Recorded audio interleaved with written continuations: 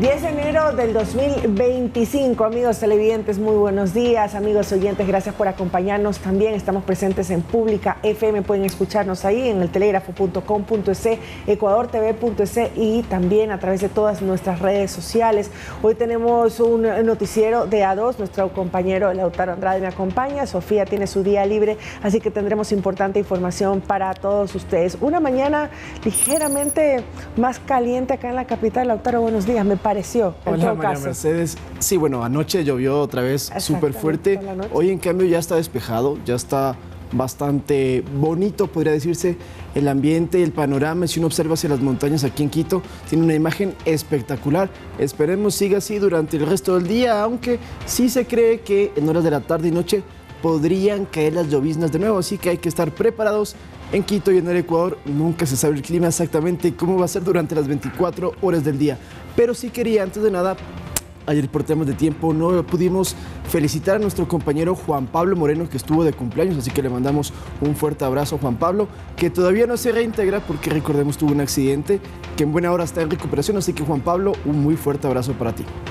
Claro, esperamos que pronto te reincorpores a todo el equipo de Noticias 7. Felicidades, Juan Pablo. Hoy, ¿no? Hay novedades, bueno, gran expectativa a nivel internacional de lo que va a ocurrir en el día de hoy, en las próximas horas en Caracas, en Venezuela, también pendientes en ese plano internacional, pero también acá en la sala de entrevistas abordaremos ese tema con Manuel Rodríguez, coordinador general del Comando de Venezuela, sobre esta crisis y las expectativas de lo que puede ocurrir el día de hoy. Pues llega Edmundo González a Caracas, sí, a Venezuela o no, bueno, qué es lo que podrá pasar. Vamos a consultar también cómo podría ser esa llegada y esa supuesta posesión. Y Mateo Estrella, ministro de Gobierno, de Turismo, hablaremos sobre Ecuador y las Islas Galápagos, esto como un destino turístico inteligente. Conoceremos de qué se trata esto. Solo sobre el tema de Venezuela, más adelante les vamos a mostrar una fotografía que ayer rompió las redes sociales porque es de Nayib Bukele, el presidente de El Salvador, pero más adelante les mostramos y les contamos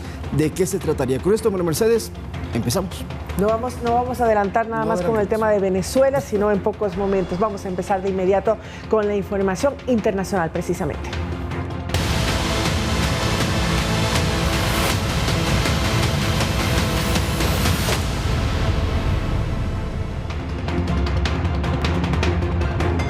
Sí, se ha vivido tensión en Caracas, Venezuela, porque miles de venezolanos salieron a las calles en señal de protesta ante el acto de investidura de Nicolás Maduro, quien se atribuye al triunfo de las últimas elecciones en ese país. En medio de las protestas, la oposición denunció la detención arbitraria de su líder, María Corina Machado. Horas más tarde, ella misma confirmó que estaba bien y en libertad. Veamos.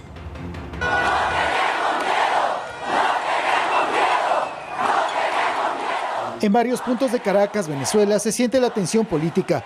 Desde muy temprano en la mañana se registraron concentraciones y marchas de ciudadanos quienes rechazan la posesión de Nicolás Maduro, quien se atribuyó el triunfo de las últimas elecciones presidenciales.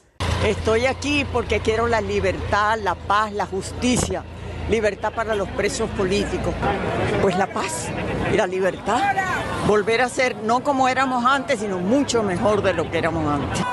En varias plataformas de redes sociales, ciudadanos, líderes de opinión y políticos venezolanos han publicado videos de la respuesta ciudadana al llamado de la oposición política de ese país, que plantea ya poner un freno a lo que consideran la dictadura chavista, ahora de la mano de Maduro y su séquito, los cuales intentan por todos los medios sembrar el caos y el miedo en la población para evitar las marchas de estas horas. De manera sorpresiva, la líder de la oposición, María Corina Machado, reapareció en público luego de estar varios meses en la clandestinidad por estar amenazada del régimen de Maduro, al ser señalada como instigadora de la inestabilidad y de fraguar de manera constante golpes de Estado en Venezuela. Machado llamó a los venezolanos a defender la democracia y poner fin al chavismo. Nos prepara para terminar esta fase final.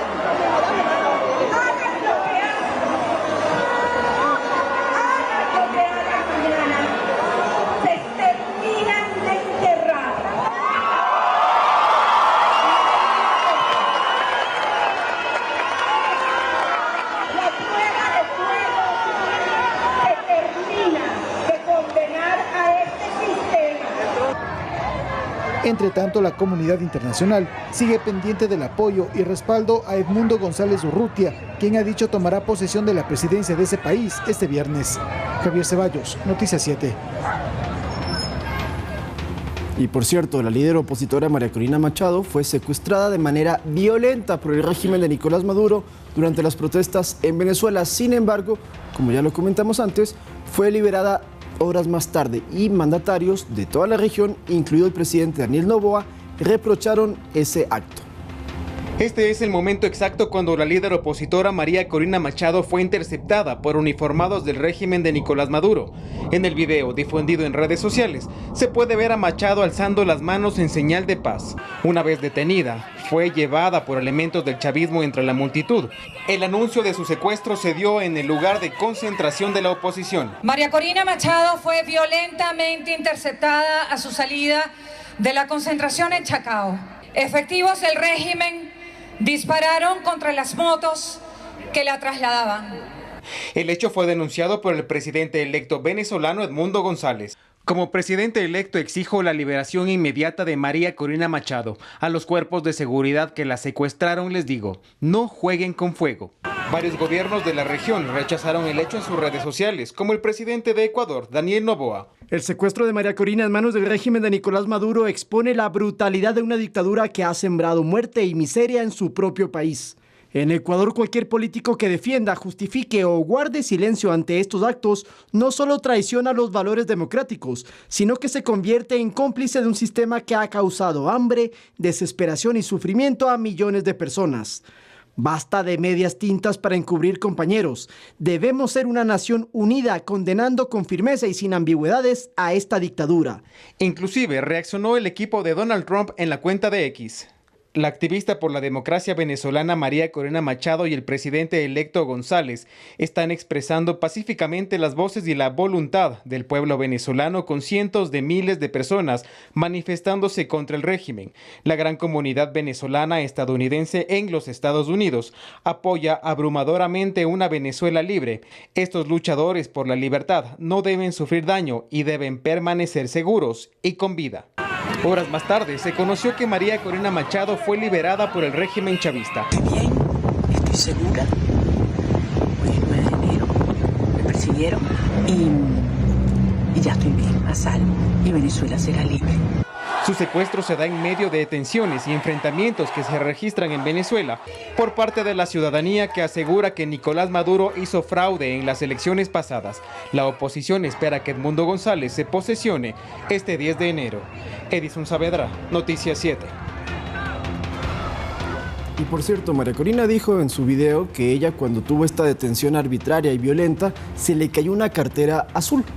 Bueno, horas más tarde, mucho más tarde, Nayib Bukele, presidente de El Salvador y uno de los más reconocidos de Latinoamérica, publicó la siguiente fotografía en su cuenta de Twitter y de X. Vamos a ver la imagen. Y que ha generado muchos comentarios, se viralizó esta cartera azul que vamos a ver en pocos momentos. Ahí está esa carterita que trataba a todo el mundo de especular el significado más allá de esta cartera que se cayó. No, la gente decía, bueno, tiene un simbolismo, significa mucho más, que todo se va a caer, que el régimen se va a venir abajo y se viralizó esta carterita azul que claro, eso se creía hasta que el propio Bukele publique una cartera azul y ya empieza a haber un mensaje de qué puede suceder. Pero hay otra fotografía de Bukele que también da muchísimo de qué hablar. Vamos a mostrarla, está más abajo en su cuenta de X. Y ahí está. Vamos a hacerle clic en este momento para verla en pantalla completa y les contamos y explicamos de qué se trata. Bukele compartió en sus redes sociales una fotografía del tiempo en Caracas. Esto fue de ayer, donde se ve claramente que dice que había 22 grados en ese momento y ha generado una serie de comentarios. La primera teoría es que Nayib Bukele podría estar en Venezuela y esa captura de pantalla sea en tiempo real de donde él se encontraba. Esa es una teoría, pero hay una segunda, y es que el mensaje claramente, aunque está en inglés, menciona que el temporal en Caracas estará despejándose.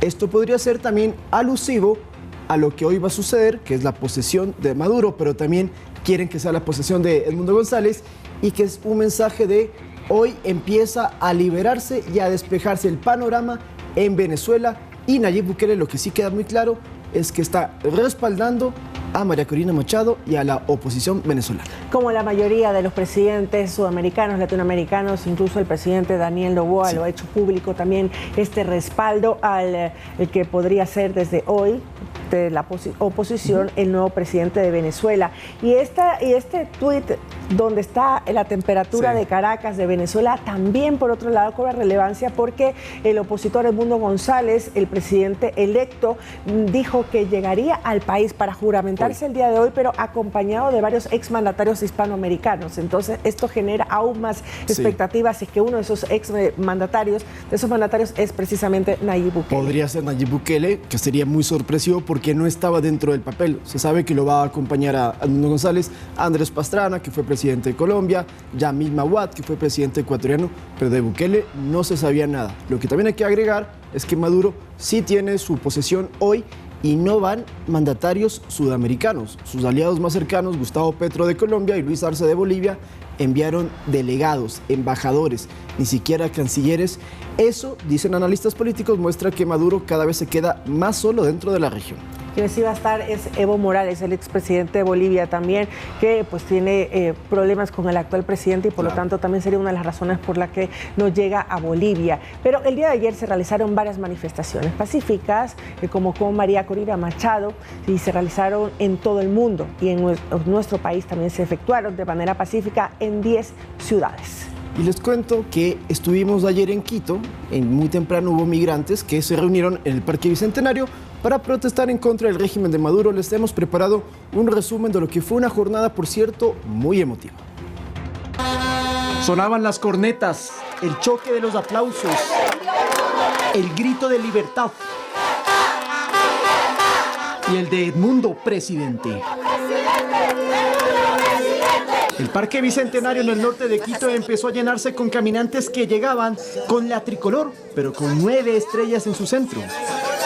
Se congregaron para cumplir con el llamado de la líder opositora María Corina Machado a los venezolanos esparcidos por todo el globo. Que nos concentraron para darle el respaldo moral, el respaldo espiritual, el respaldo a todo nuestro pueblo venezolano que allá se encuentra reprimido. Hace 4 días que comenzaron a organizarse migrantes de distintas clases sociales, edad y género, que han compartido una misma historia: salir de su nación por la crisis política. Lamentablemente ha sido fuerte. Al principio, en el 2017, pues vivimos muchas circunstancias, las cuales pues abandonar familia y bienes que uno dejó en Venezuela por culpa de una tiranía que hoy, bueno, gracias a Dios, Ecuador nos abrió las puertas a todos los venezolanos y hemos luchado y hemos logrado conseguir muchísimas cosas acá también, con esfuerzo y sacrificio, pero siempre el corazón en Venezuela. Este es el caso de Josué Perdomo, quien llegó al Bicentenario con su familia. Sus pequeños hijos, pese a que el más chiquito nació en Ecuador, pitaban las bubucelas por Venezuela. Hay una expectativa muy grande, hay mucho temor en Venezuela por la persecución que hay, los grupos colectivos, pero con todo y eso están allá alzando la voz y nosotros hablando por ellos. En sus miradas se sentía dolor por lo que sucede en su tierra. Le pedían al cielo por paz y libertad. Cantaban su himno a toda voz. Gloria al bravo pueblo que el yugo lanzó, la ley respetando, la virtud y honor. No hay palabra. Queremos libertad para Venezuela.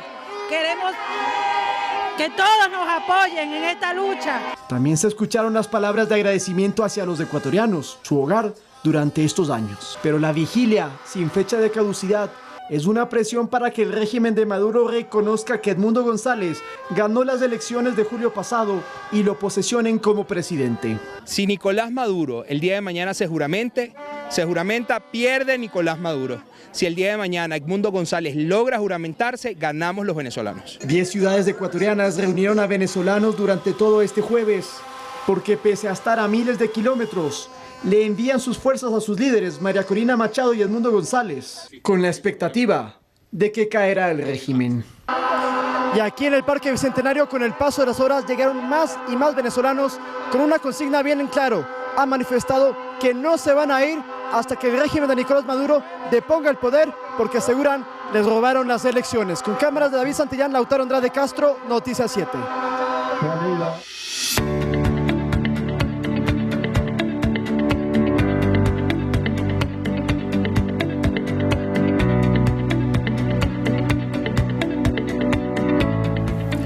Y ayer comenzó la campaña del candidato presidencial Daniel Noboa, quien hizo una caravana en la provincia de Santa Elena, recorrió algunos cantones de aquella provincia en compañía de sus candidatos a la asamblea, y vemos imágenes. Esto fue a partir de las 17 horas, cuando él ya había encargado la presidencia y podía comenzar con los actos proselitistas. Aproximadamente 3.000 personas estuvieron presentes en este su primer acto como candidato oficial a la presidencia. Así es, el presidente Noboa oficializó entonces el inicio de esta campaña electoral en Santa Elena, donde cientos de simpatizantes lo esperaban desde las 15 horas en los exteriores del Parque Central Vicente Rocafuerte, en la capital provincial. En este acto, el día de ayer, a partir de las 17 horas, como decimos, lo esperaban a partir de las 15 horas sus simpatizantes. Hoy también tiene eventos, van a realizar caravanas por otras ciudades. Conocemos que durante todo el fin de semana que él se encuentra con la presidencia encargada y que esto le permite realizar actos proselitistas. Va a estar en Esmeraldas, va a estar en Santo Domingo de los Áchilas. Hoy va a estar en el sector de Colinas de la Alborada, esto si no me equivoco es en Guayaquil, a la 1 de la tarde, con esta mega caravana que está realizando, insistimos, en conjunto con los demás candidatos. Ahí vemos más imágenes donde hubo lanzamiento, me parece que son de camisetas. Nils Olsen se lo observa ahí, que es uno de los candidatos a la asamblea, está en el segundo lugar, por cierto. Estas son videos también que tenemos en Salinas, todo el recorrido que hizo Daniel Noboa y su comitiva. Esto, repetimos, ya en calidad de candidato, y la seguridad que observamos conocemos que es tanto privada como la que el CNE le asigna. Es decir, Noboa no puede hacer uso de recursos públicos porque en estos momentos no está como presidente en funciones. Así es, y esta seguridad que tiene no es como presidente, sino como candidato, como otros candidatos también reciben una seguridad especial en estos momentos de campaña. Reiteramos entonces, el día de ayer se inició con esta caravana hasta el día domingo, que es este periodo de licencia que tiene Daniel Noboa en estos momentos como candidato. Vamos a escuchar las declaraciones del candidato Daniel Noboa ayer cuando estuvo en Santa Elena. Denuncia, el pueblo no come crítica, el pueblo quiere obra, el pueblo quiere una reactivación económica, quiere seguridad, quiere empleo, el pueblo necesita salud, necesita también un gobernante que pelee. Esas imágenes que acabamos de observar fue antes del inicio como candidato de Daniel Noboa en un acto donde acompañó una obra que, si no me equivoco, fue en la ciudad de Guayaquil, el puente lateral de Santa Elena. Entonces estuvo presente en ese anuncio de la obra, y luego más tarde, a partir de las 17 horas, fue lo que le presentamos, que ya apareció como candidato Daniel Noboa. Les contamos que el Tribunal Contencioso Electoral separó al juez Roosevelt Cedeño de la denuncia en contra de consejeros de participación de la denominada Liga Azul, acusados de hacer campaña junto al correísmo. Dentro de estos consejeros está Eduardo Franco Lor, quien fue visto en Venezuela en un evento del régimen de Nicolás Maduro. Es vergonzoso. Todavía existen propagandas del señor Correa auspiciando a los candidatos para alcalde de los diversos cantones y de la prefecturía de Manabí.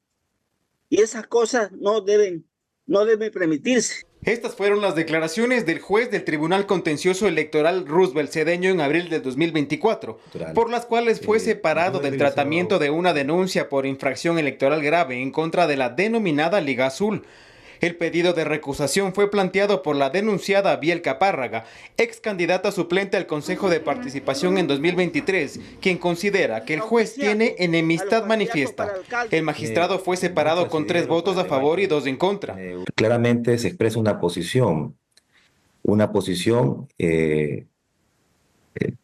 ideológica del juez. Otros denunciados de la denominada Liga Azul, acusados de hacer campaña junto al correísmo, son los consejeros del CPCCS, Yadira Saltos, Augusto Verduga y Eduardo Franco Lor. Lor se excusó de asistir a su primera sesión como consejero principal, informando que estará fuera del país hasta el 12 de enero, sin especificar los motivos. No obstante, se lo vio en un evento político del régimen de Nicolás Maduro en Venezuela. Eduardo Franco Lor, coordinador nacional general de la Coalición Nacional por la Patria, y fue abogado defensor de nuestro hermano Jorge Glass.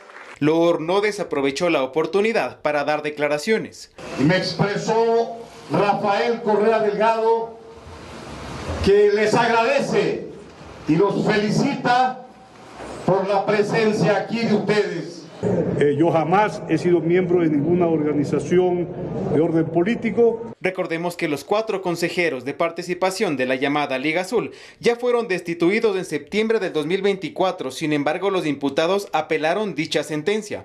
Ahora, con la salida del juez Cedeño, el Tribunal Contencioso Electoral podrá continuar con el tratamiento de dicha apelación y, de ser el caso, ratificar la destitución de los funcionarios. El artículo 279 del Código de la Democracia prohíbe a los candidatos al Consejo de Participación Ciudadana hacer campaña auspiciados por algún partido político. Edison Saavedra, Noticias 7. Bueno, con esto vamos a una pausa. Cuando retornemos, María Mercedes, hablaremos de las Islas Galápagos porque siguen innovándose y acaban de ingresar a una red sobre turismo, pero con inteligencia artificial y tecnológica. Lo vamos a explicar más adelante con el ministro de Turismo, Mateo Estrella. Sí, convertirse un destino inteligente. ¿Qué implicaciones y beneficios para las Islas Galápagos y para el país en general tendrá? Lo conversaremos con el ministro al volver.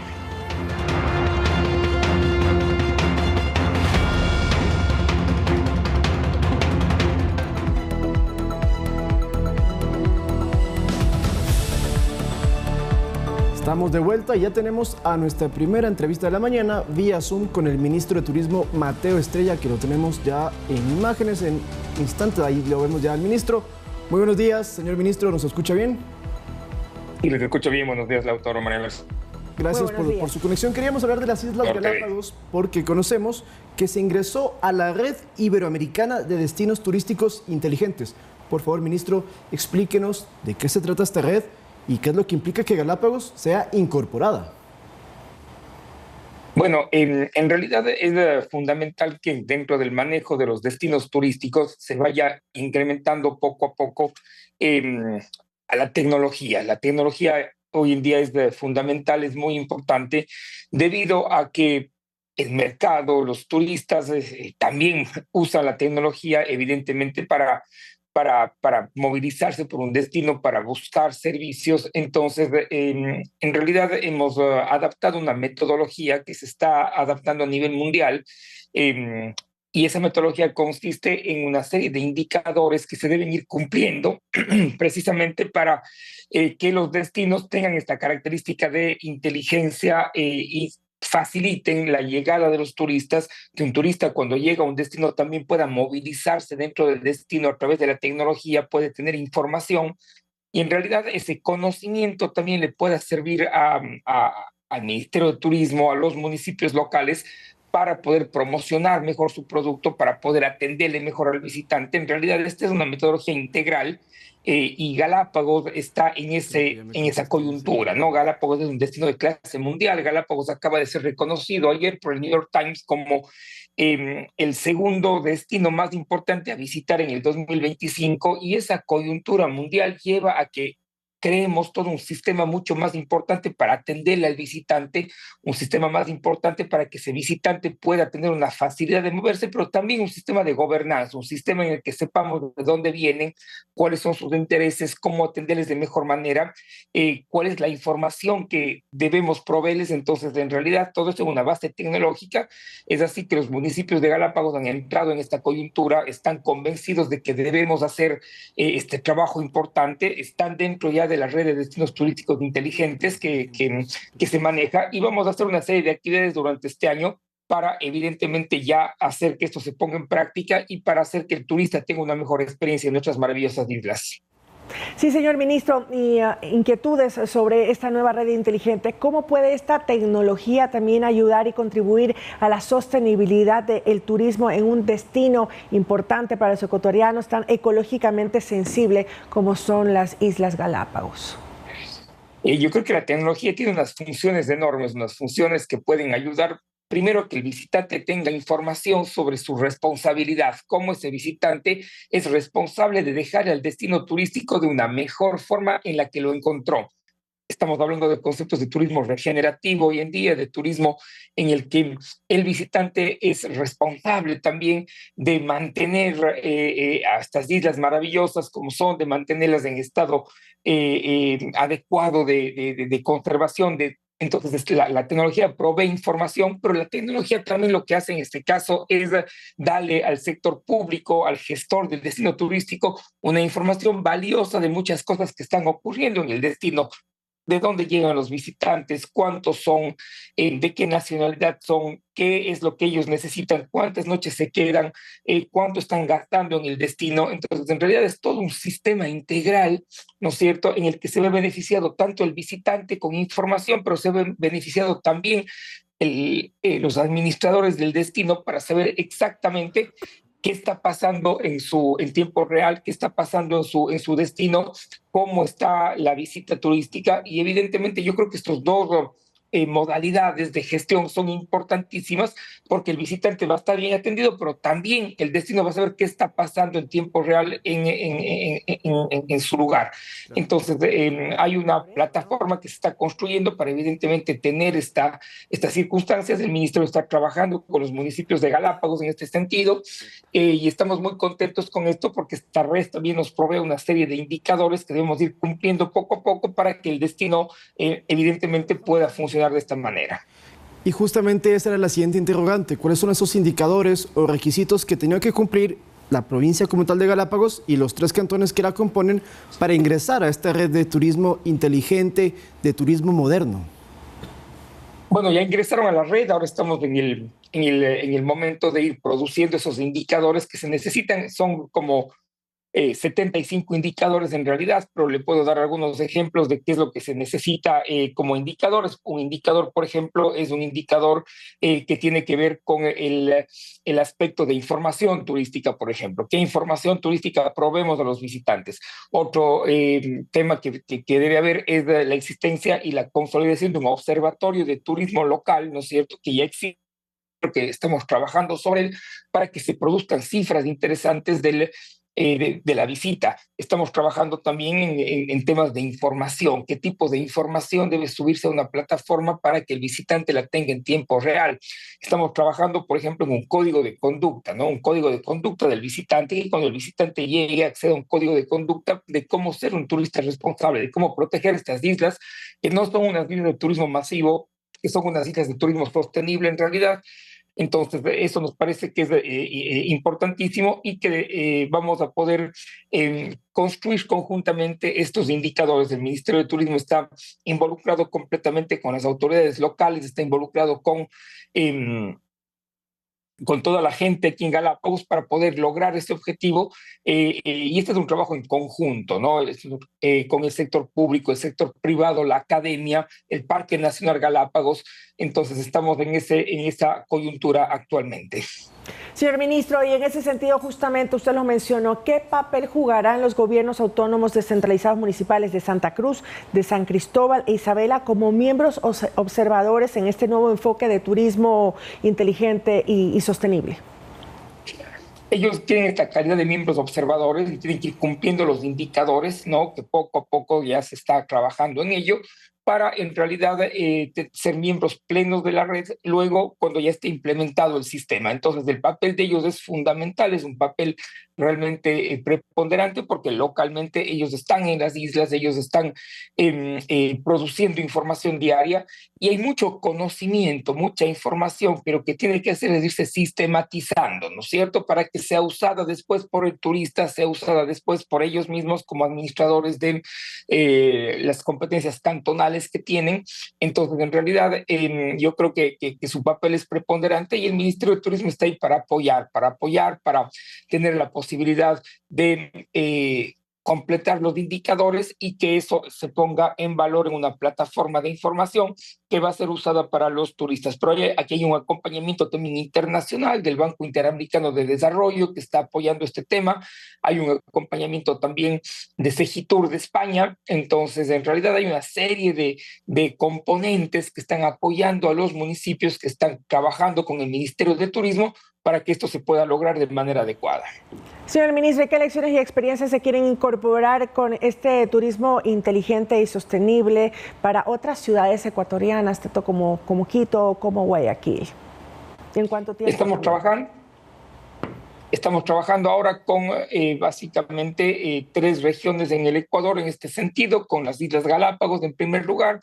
Estamos trabajando también con la ciudad de Quito, que tiene también una importante colaboración en este sentido, y estamos trabajando con la ciudad de Cuenca, que está también empezando así. La idea es que esto se pueda ir expandiendo poco a poco al resto de ciudades ecuatorianas, al resto de destinos, y que en realidad cuando un turista llegue al Ecuador se encuentre con información, se encuentre en realidad con una serie de aspectos tecnológicos, con una serie de información sobre conectividad, con una serie de información sobre todo lo que hoy en día un visitante ocupa para poder llegar a un destino. Antes, recuerde usted que los visitantes llegaban, tenían unas guías impresas, ¿no? Eso todavía se usa en algunos sentidos, pero ya la gente usa tecnología, no usa aplicaciones, usa una serie de aspectos que están en su mismo celular, y entonces toda esa información tiene que estar condensada en algún lugar, tiene que ponerse en valor para el visitante, y también esa información implica que el administrador del destino conozca en dónde está ese turista, qué está conociendo, qué le interesa, para poder atenderle bien también, ¿no? Esa es una característica importante, y en ese sentido se está trabajando en este proyecto. Ministro, hablando sobre el turismo en Galápagos, y que es un destino que cada vez crece en más atracción de la gente en todo el mundo, sí hubo imágenes que vimos en fin de año que han sorprendido, y de mala manera, y era en la Playa Man, en San Cristóbal, lleno de personas, consumiendo alcohol, con música a todo volumen y conviviendo muy de cerca con la fauna marina y la fauna específica de esa región. La pregunta es, ustedes como Ministerio de Turismo también pueden intervenir para evitar que se sigan realizando estos actos que ponen en peligro a un destino turístico tan importante como usted mismo lo ha mencionado. Bueno, estamos trabajando conjuntamente con las autoridades locales en ese sentido. Este ha sido un evento que ha ocurrido una vez al año, que evidentemente debe cuidarse de que no vuelva a ocurrir, pero estamos trabajando con el Parque Nacional Galápagos, estamos trabajando con la municipalidad para que evidentemente pueda existir un control, ¿no es cierto?, unas aplicaciones de control para que se respeten ciertos límites de carga que deben haber. Pero esto, y sí quiero ser muy enfático en este sentido, no es que se repita todos los días, no es que esto haya causado, ¿no es cierto?, una afectación permanente al archipiélago. Hay que tener más cuidado con esto. Había mucha gente local también, muchos habitantes de las islas que estaban disfrutando de la playa en ese sentido, y nos parece que sí, efectivamente debe haber un poco más de gestión en esto. Estamos trabajando con el parque para en las áreas cantonales que están fuera del Parque Nacional Galápagos también existan un poquito más de controles al respecto, pero yo puedo asegurar que las islas y sus autoridades están siendo responsables en el manejo, y siempre hay espacio para mejorar.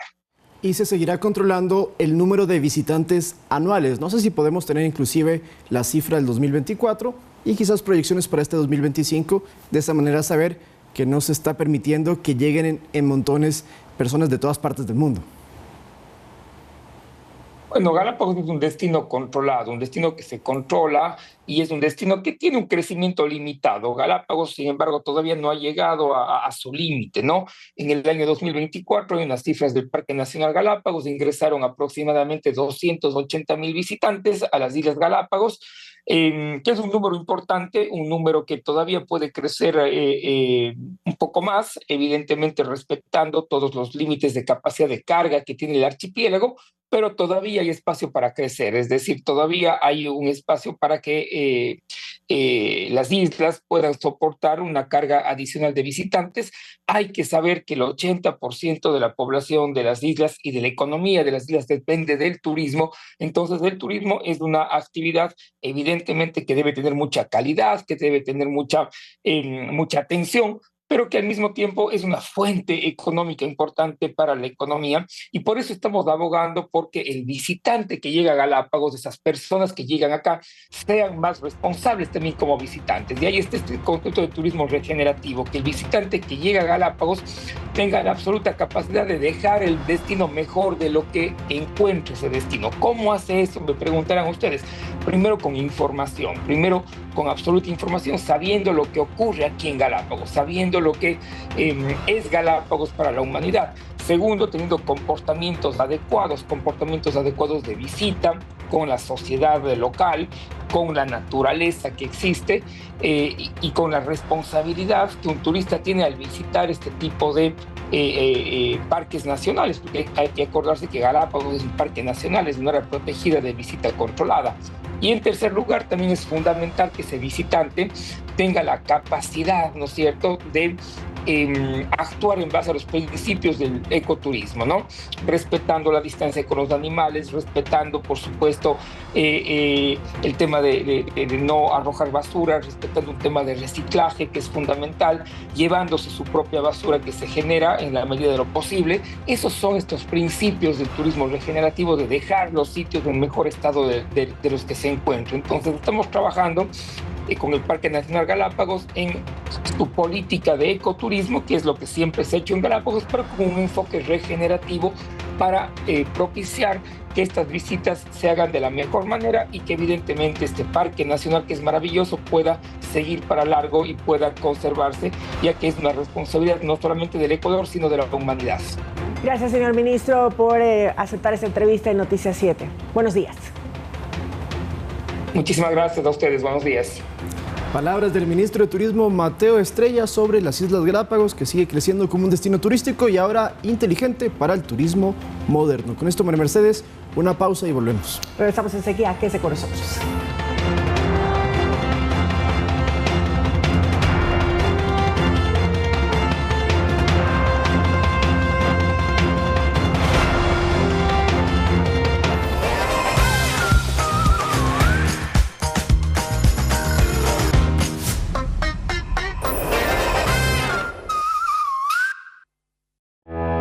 Salimos a las calles a descubrir. Esta es la sazón mezclada de mi padre manaba con mi madre ecuatoriana de la sierra.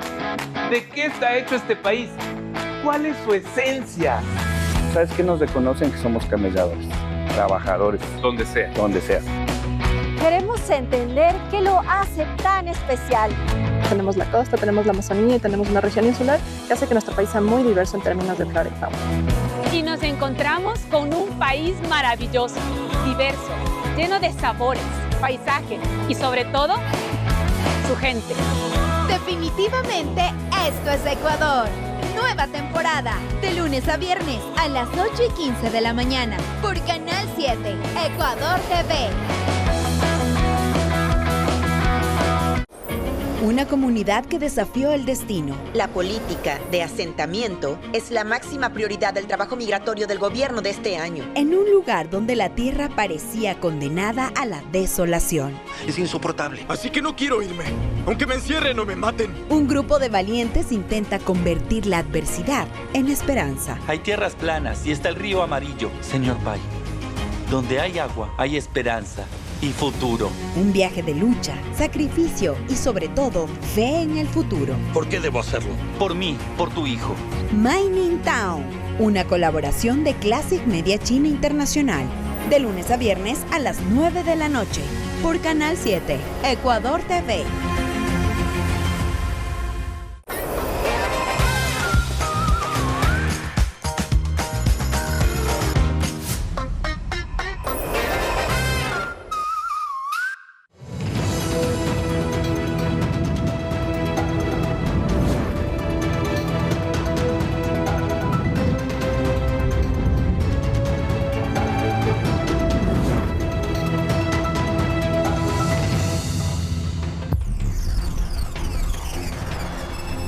Es momento de la fuerza ciudadana en la comunidad. Nuestro compañero Iván Casamen se ha dirigido hacia el mercado de La Ofelia, esto es en el norte de Quito, donde se está realizando un operativo de control y de seguridad que lo hacen periódicamente para evitar que tanto los vendedores como también la gente que acude a comprar tengan algún tipo de imprevisto o de incomodidad producto de la delincuencia. Así que vamos a darle paso a Iván para conversar con él y que nos cuente más detalles de este operativo preventivo. Iván, muy buenos días. ¿Qué tal? Buenos días, saludos con todos. Nos encontramos en el Playón de Lavarín. Este es un punto estratégico donde confluyen tanto tanto del norte, del sur, del este y del oeste, pues aquí el movimiento es intenso de las personas, como podemos ver a esta hora de la mañana, pues llegan para dirigirse a sus respectivos lugares de trabajo, así también como para los establecimientos educativos, y a esta hora vemos que existe gran afluencia de personas, unos esperando para trasladarse mayoritariamente hacia el norte de la capital. Al sur el flujo es algo menos y la policía en este momento acá realiza operativos de seguridad, es decir, son trabajos preventivos para evitar sobre todo que la gente porte lo que es armas blancas, y ahí podemos ver a agentes del grupo de operaciones motorizadas realizando este trabajo por la cantidad de gente que confluye en este lugar. Es un sitio de gran movimiento donde en muchas ocasiones han encontrado este tipo de artículos, incluso sustancias sujetas a fiscalización. Estamos con el mayor Darwin Robles, subcomandante del distrito de policía Manuela Sáenz, con quien vamos a conversar mayor. Este tipo de trabajo se realiza de forma permanente. Sí, buenos días, gracias por la apertura. El distrito de policía Manuela Sáenz, con todo su personal operativo, está siempre desplegando estrategias de seguridad, operativos preventivos, reactivos, con la finalidad de realizar esto, detectar que las personas no porten en sus pertenencias objetos cortopunzantes, punzocortantes, con los cuales puedan amedrentar a las personas, a los...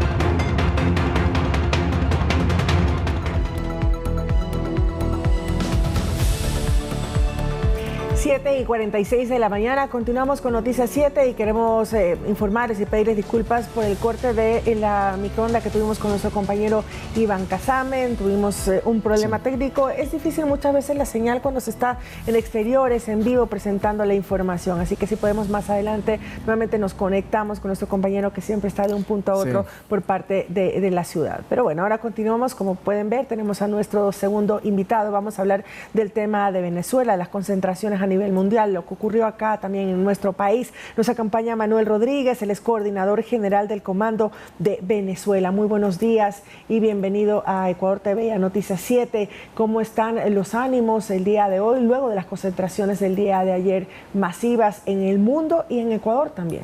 Bueno, efectivamente en el día de ayer nosotros por instrucciones que recibimos a través de nuestra coordinadora nacional acá en el Ecuador, la licenciada Desiree Olaves, quien se encuentra hoy en Quito, en un rato nos vamos a reunir todos, pudimos movilizar 13 ciudades del Ecuador, ¿ok? Antier eran 10 organizadas y de repente se sumaron 3 más. Bueno, ese es el entusiasmo que hay y hay un mensaje muy claro de nosotros todos los venezolanos. Si no damos todo por el todo, de verdad que vamos a perder la democracia de nuestro país.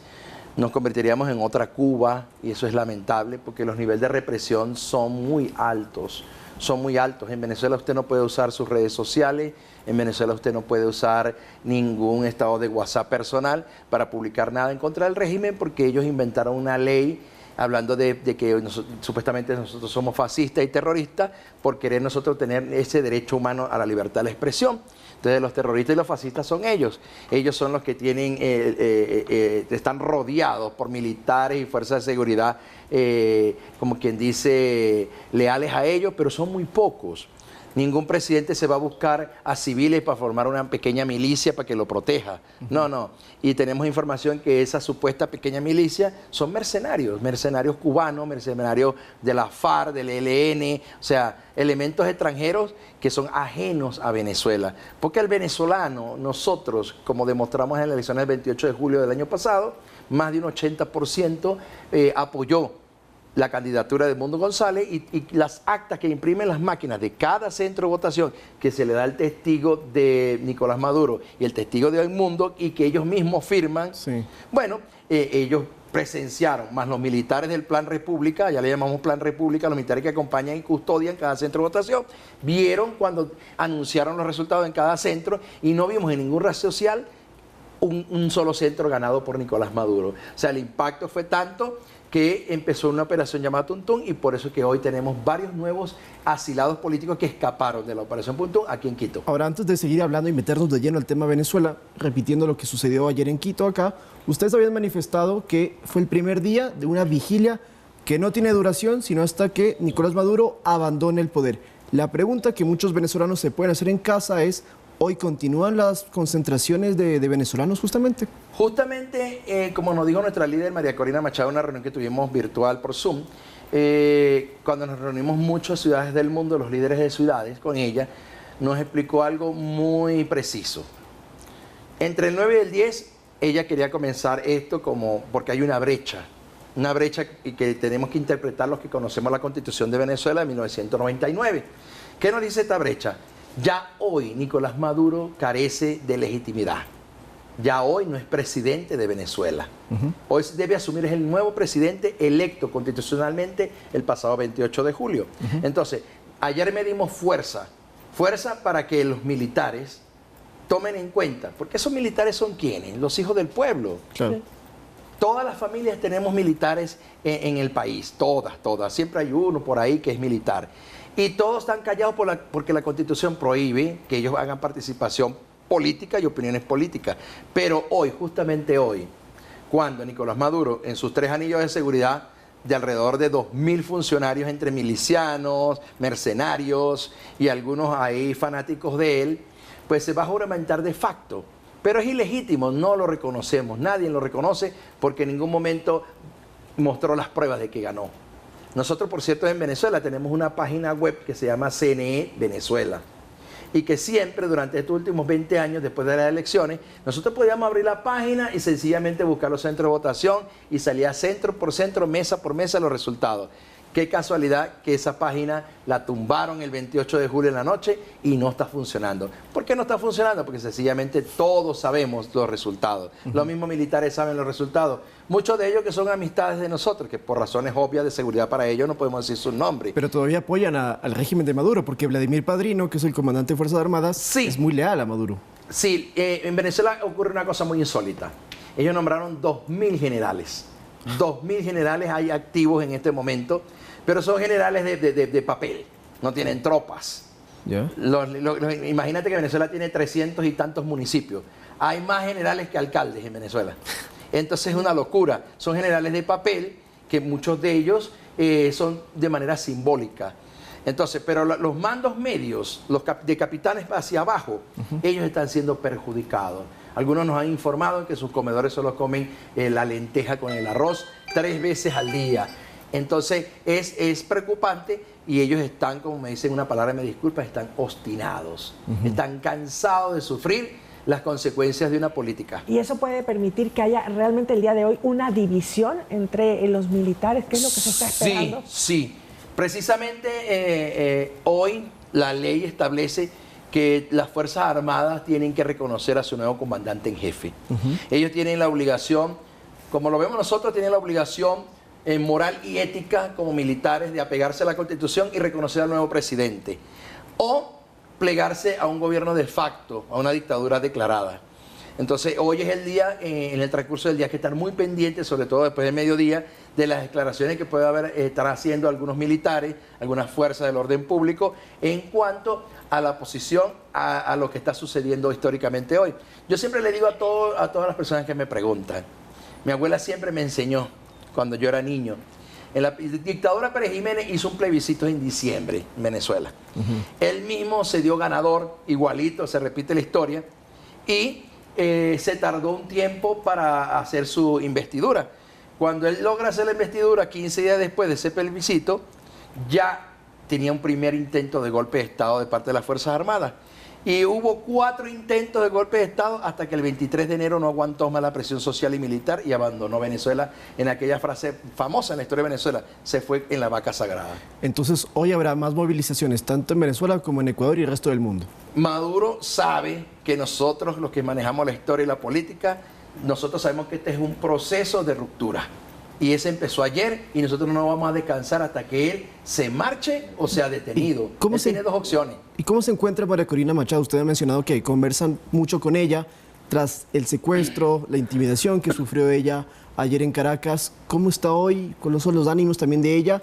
Y también conocer, si podemos, Edmundo González, ¿a qué hora llegaría a Venezuela? Ok, esas son dos preguntas. Si es que nos lo puede contar, sí. Dos preguntas muy interesantes. Primero, si analizamos la situación que pasó de manera tan extraña, lo que nosotros concluimos es que dentro de ellos mismos hay unas contradicciones. Hay una parte del gobierno que la quiso apresar y otra parte que la mandó a liberar. O sea, ellos no están totalmente unidos en una sola línea. Ellos tienen divisiones internas, por supuesto, opiniones diferentes, y entonces cuando a ella la apresan, la detienen por un momento, hay un sector del gobierno que le da la orden de liberarla, pero la obligan a grabar unos videos que salieron por las redes sociales de una dudosa procedencia. Pero es que ella la obligaron, es la información que nos manejó. ¿En sentido como que estaba negociando? Sí, entonces ella dejó muy claras las instrucciones. No negociemos nada a cambio de la libertad de nadie, porque la libertad de Venezuela está por encima de todos nosotros. Okay. Entonces, la información que se maneja, como dijo el canciller de Panamá, el elemento sorpresa es sorpresa, entonces no se cuenta. Okay. Entonces, hay algunos indicios, unas señales, como llama María Corina, que estaremos viendo hoy. Entre líneas siempre tenemos que leer entre líneas las señales, pero en el desarrollo de los acontecimientos de hoy y mañana tendremos mucho movimiento, no solamente en Venezuela, sino en todas las ciudades del mundo. ¿Cómo se podría juramentar, Edmundo González? ¿En una embajada? ¿Ustedes tienen idea cómo podría ser también? ¿Y si va a llegar hoy? Si efectivamente hay varias opciones, hay varias opciones. Recordemos que las estrategias siempre son soltar una serie de actividades, de concentraciones o manifestaciones, y a la vez hacer algunos movimientos que nosotros entendemos, los líderes de todas las ciudades del mundo, que somos aproximadamente 400 en todo el mundo, que nosotros nunca preguntamos. Nosotros por norma y disciplina no preguntamos, porque siempre queremos tener ese elemento de sorpresa. Entonces, ¿podría ingresar Edmundo? Bueno, esa es una información que solo maneja Caracas. Okay. Solo maneja Caracas, y que nosotros solamente estamos las 24 horas a la expectativa. Nosotros ayer terminamos de reunirnos hasta medianoche, y a las 5 de la mañana ya estábamos reunidos. Y entonces estamos activos, solamente esperando las señales para nosotros actuar. Entonces, rápido, para cerrar, por cuestión de tiempo. Ya. Hoy habrá novedades en Venezuela, hay que estar pendientes. Sí, y por eso hemos llamado a concentraciones otra vez a las 13 ciudades. Eso nos indicó anoche la licenciada Desilia Olave junto a Neudis Palma, la coordinadora de activismo político. ¿Dónde acá. Y a qué hora? A las 4 de la tarde vamos a estar en la salida del metro Iñaquito, Naciones Unidas. En la parte norte. Sí, en la parte norte de Quito, sin interrumpir el tráfico, sin molestar a nadie, y siempre con aquel orden y respetando la ciudad de Quito, porque nosotros somos respetuosos, y gracias por la hospitalidad y el apoyo a todos los ecuatorianos. Bueno, el llamado de los ecuatorianos que si quieren sumarse a esta movilización también pueden hacerlo en apoyo de la democracia de toda la región. También. Exactamente. Se involucra a todos realmente. Muchísimas gracias por acompañarnos. Gracias. Manuel Rodríguez, que es coordinador del Comando Venezuela, con Venezuela, estas organizaciones que apoyan a la oposición en contra del régimen de Nicolás Maduro. Con esto nos vamos a una pausa y volvemos con el enlace público, María Mercedes. Regresamos enseguida, quédese con nosotros, 7:57.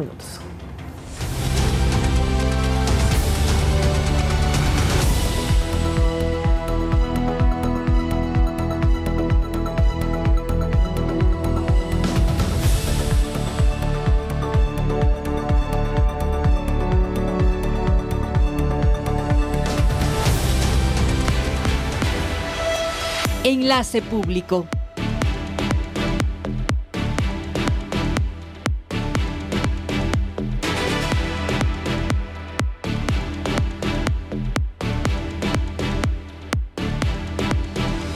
Bien, 7:58 de la mañana, aquí estoy, aparezco con mis compañeras en este momento en el enlace público, en fin de semana, al fin viernes. ¿Cómo están? Muy buenos días.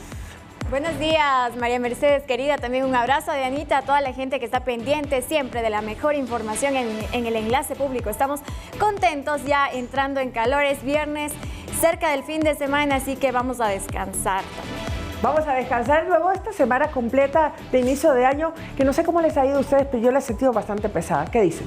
¿Qué tal, Meche? ¿Cómo estás? Muy buenos días y bienvenida aquí al Enlace Público, ahí reemplazando a Sofía, pero qué gusto tenerte también siempre junto a nosotras. Muy bien, yo creo que los días están pasando súper rápido. Yo no sé si es una impresión mía, porque finalmente ya estamos 10 de enero, ya mismo es quincena, pero bueno, tenemos que disfrutar también el día a día con todo lo que eso conlleva. Yo lo siento como 35 de enero, compañeras. Sí, puede ser. Efectivamente, el tiempo está volando y hay que pues también activarnos con todos estos propósitos y estas metas que nos fijamos al inicio de este año. Así que hay que trabajar sobre eso, compañeras. Vamos de inmediato con la información. ¿Qué les parece? ¿Qué tenemos para el día de hoy en los diferentes medios públicos? Así es, vamos a irnos con el telégrafo porque ya tenemos la mejor información a propósito de lo que está pasando en Venezuela. Así que les invito a que nos sigan en www.eltelegrafo.com.es, en donde tenemos la mejor información para todos ustedes. Y les queremos comentar que a propósito de la cartera azul que se le extravió pues a María Corina Machado en las protestas de ayer, y también esta denuncia del secuestro de la oposición, de la opositora venezolana, un par de teorías han surgido sobre lo que significaría la cartera azul. Y es que el jueves 9 de enero, tras las denuncias de la oposición que alertaban del secuestro de Machado, se volvió tendencia este término, la cartera azul. Corina dijo en un video enviado una hora más tarde del secuestro que está bien, que está libre y que extravió su cartera azul. Luego del video, el régimen de Maduro tomó de forma jocosa la supuesta pérdida de la cartera, pero las personas empezaron a hablar de lo que significa este término. Los usuarios en redes sociales señalan que cartera azul respondería a un código que alerta sobre emergencias y situaciones de peligro. Otros señalan que es una señal de que se acabaría el tiempo del régimen chavista. En sus redes sociales también el presidente Nayib Bukele ha sido uno de los políticos que ha enviado señales de que estaría en Venezuela. Publicó en su cuenta de X una cartera azul y también una captura del clima de la ciudad de Caracas. Otros mandatarios también han rechazado lo que ocurre en ese país. ¿Usted quiere leer la nota completa de esta información? Porque hay varias teorías que se manejan, pues no puede perderse nuestra nota que ya está publicada en nuestras cuentas en redes sociales. Y claro, con eso abrimos portada en el telégrafo. Vamos a cambiar de información porque también tenemos los videos y la información que usted no se puede perder a través de las diferentes redes sociales, @el_telégrafo. Dele clic, comparta nuestras publicaciones para que tengan mayor alcance. Por supuesto, déjenos un comentario también por ahí y escríbanos mensajes por interno. Nos vamos ya a la cuenta de Instagram porque tenemos muy buena información para todos ustedes y vamos ya con información acerca del estado de salud de Pepe Mujica. Él habla y compartió información sobre su estado de salud. El cáncer se extendió, ha dicho. El expresidente de Uruguay, de 89 años, reveló que el cáncer de esófago que padece se ha extendido al hígado. Mujica, conocido por su sencillez y sabias reflexiones, expresó que la enfermedad está avanzando sin posibilidad de detenerla. Su médica también confirmó que el exmandatario se encuentra en un estado crítico. Lamentable también lo que está pasando con la salud del exmandatario de Uruguay. Aquí tenemos información que usted no se puede perder, compañeras. Sí, vamos a escuchar, perfecto. Vamos a escuchar un poco de las palabras que dijo el exmandatario. Me quiero despedir de mis compañeros y de mis compatriotas. Lo que pido es que me dejen tranquilo, que no me acosen con entrevista al pedo, ni nada más. Se terminó mi ciclo hace rato. Sinceramente me estoy muriendo. Y el guerrero tiene derecho a su descanso. Porque lo que más me revienta, que inventan elucubraciones, que estoy acá, que allá, que esto, que dirá con el gobierno de hoy. Por si no lo veo, al otro día que ganó la elección no me vino a ver de mañana. Nunca más hablé con él. No tengo ni idea. Ni me pienso meter para nada. Ni quiero saber nada. Porque lo peor que hay es armar un gobierno. Y ese es el pedido pues del exmandatario, que también está atravesando este grave estado de salud.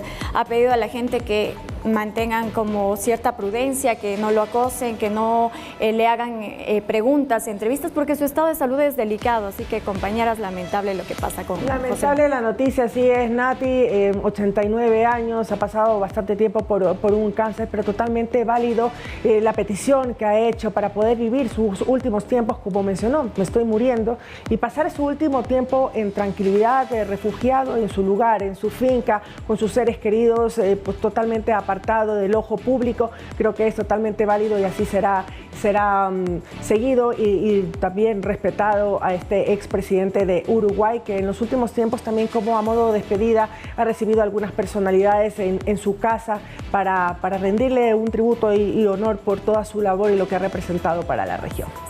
Me parece bastante digno, ¿no? Creo que esa es una forma también de partir con dignidad, de saber que ya llegó el momento de despedirse, de dejar este espacio. Lo comentábamos con algunas amigas sobre qué haríamos, qué haríamos si somos diagnosticadas con una enfermedad que ya está en su etapa terminal, cuál sería la primera reacción que tendríamos, pero bueno, creo que no es lo mismo tener más de 80 años que estar en la flor de la juventud como estamos las tres actualmente. Así es.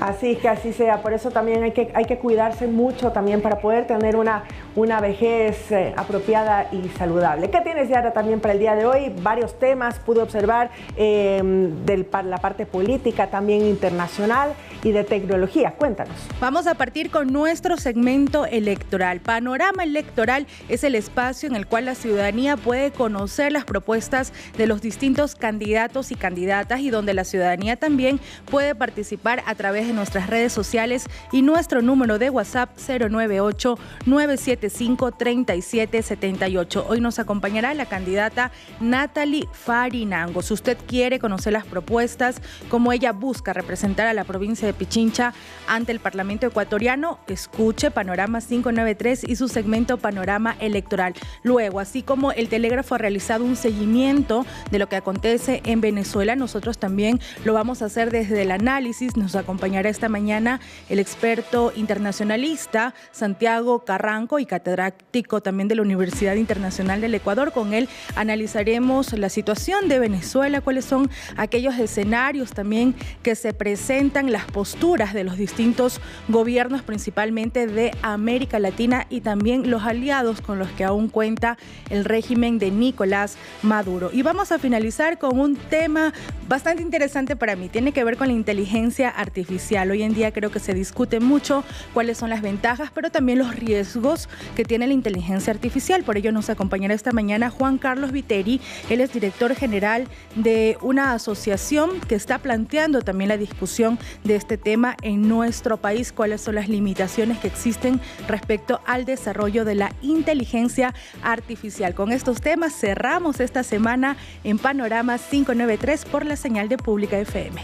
Todos los temas tremendamente interesantes, pero el último creo que es muy práctico. La gente necesita información, necesita capacitación para no temerle a la inteligencia artificial y que no sea, como mencionaste, un riesgo mayor, sino también una oportunidad de crecimiento, una oportunidad de trabajo también, porque la inteligencia artificial llegó y no podemos obviarla. Llegó, se quedó, es el presente, ni siquiera el futuro. Claro, y deben existir también los marcos normativos necesarios para que no se presenten situaciones adversas relacionadas con la inteligencia artificial. Hay una gran discusión respecto a esta manipulación que puede haber de la información, también el tema de discursos de odios que se pueden posicionar con la ayuda de la inteligencia artificial. Creo que es un tema muy importante que debemos debatir como sociedad y también demandar que ya sea debatida en otras instancias. Así es, seguir capacitándonos sobre esto. Nati. Sí, y es importante normar esto, ¿no? Porque la inteligencia artificial, como tú bien lo dijiste, María Mercedes, llegó para quedarse, obviamente sin reemplazar al ser humano, eso va a ser irreemplazable, pero está ocupando un espacio importante cada vez en la sociedad y en las diferentes profesiones.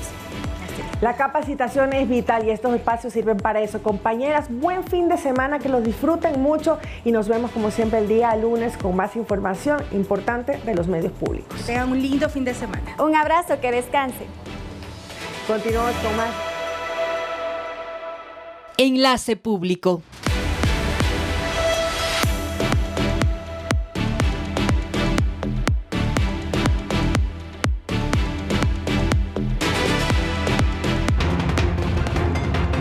Y para cerrar el contenido noticioso, antes de pasar a los deportes, queremos contarles que ayer, 9 de enero del 2025, se conmemoró un año de que se declarara el conflicto armado interno en nuestro país. Uno de los hechos que mayor impacto causó en la población fue la irrupción de miembros de grupos armados organizados a TC Televisión en Guayaquil. Y tras un año justamente de ese suceso, Daniel Noboa, aún como presidente, porque todavía no eran las 17 horas, llegó a este medio de comunicación y brindó algunas palabras. Vamos a escucharlas. El decreto ejecutivo 111 emitido el 9 de enero del 2024 por el presidente Daniel Noboa estableció la existencia de un conflicto armado interno en nuestro país. El documento argumentaba que Ecuador enfrentaba índices de violencia crecientes, penetración del crimen organizado a su tejido social e institucional y actos terroristas que atentaban contra la seguridad territorial y la soberanía del Estado.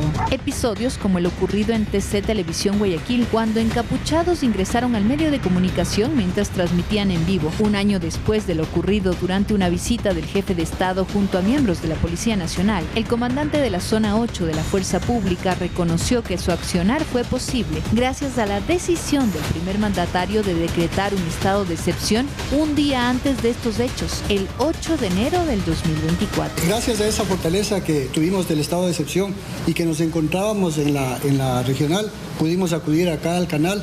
Se logró justamente disuadir a estos delincuentes. Dentro de ellos había 3 menores, 10 adultos. Pero la tarea continuó en octubre del 2024, cuando fue capturado uno de los cabecillas responsables de la irrupción de TC Televisión, denominado alias Willy. El actor intelectual de este evento fue este comandante Willy, que fue detenido también en el exterior, que fue el mentalizador. Además, se han capturado 13 objetivos de alto valor y 153 objetivos intermedios. Y de acuerdo a las autoridades, las tareas para identificar a los integrantes de los grupos armados organizados continúa. Al menos 22 de estas bandas están identificadas en el decreto 111. El jefe de Estado reconoció que la decisión no fue fácil, resaltando el apoyo recibido. Fueron apoyadas también por las misiones diplomáticas que estaban en el Ecuador, por la Corte Nacional y por la Asamblea Nacional. En este primer año de conflicto armado interno existen algunos resultados. Al momento hay 318.000 operativos efectuados entre las Fuerzas Armadas y la Policía Nacional. Solo las Fuerzas Armadas han decomisado 3.600 armas, 234.000 municiones, 550.000 galones de combustible, 82.000 explosivos. Además, se destruyeron 38 pistas clandestinas y 7.95 hectáreas de plantaciones ilícitas, mientras la Policía Nacional ha incautado 9.900 armas, 400.000 municiones y recuperado al menos 5.000 vehículos. Para diciembre del 2024, el país obtuvo una disminución de muertes violentas. Datos oficiales establecen que en 2023 ocurrieron 7.687 muertes violentas y en el 2024 fueron 6.395. La reducción fue del 17%.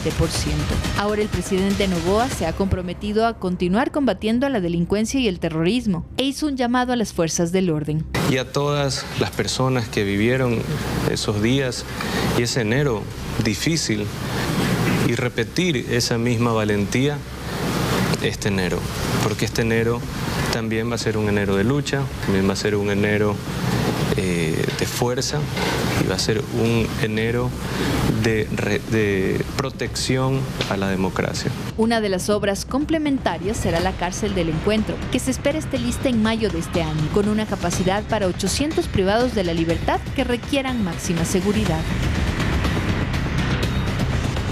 Sofía Vintimilla, Noticias 7.